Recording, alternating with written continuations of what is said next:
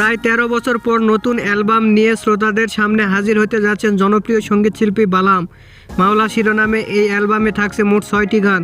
শিরোনাম গানসহ অধিকাংশ গানের সুর ও সঙ্গীতায়োজনের কাজ ইতিমধ্যে শেষ হয়েছে। ৬টি গান ৬টি ভিন্ন ধারা, তবে সব গানে মেলোডির প্রতি বিশেষ গুরুত্ব দিচ্ছেন বালাম। নতুন প্রজন্মের শ্রোতাদের কথা মাথায় রেখে অ্যালবামের জেন জিদের পছন্দ ও রুচিকে গুরুত্ব দেওয়া হয়েছে বলে জানিয়েছেন তিনি। নতুন অ্যালবাম প্রসঙ্গে বালাম বলেন, আবার গান সিরিয়াসলি করছি বলে এই অ্যালবামের পরিকল্পনা। গত কয়েক বছরে কয়েকটি সিঙ্গেল প্রকাশ করে দেখছি, এক একটি গান দিয়ে ভক্তদের প্রত্যাশা পূরণ করা খুব কঠিন। অ্যালবামে বিভিন্ন ধাঁচের গান থাকে, যা শিল্পীকে নানা ধরনের শ্রোতাদের কাছে পৌঁছানোর সুযোগ করে দেয়। মাওলায় সেই বৈচিত্র্য থাকবে।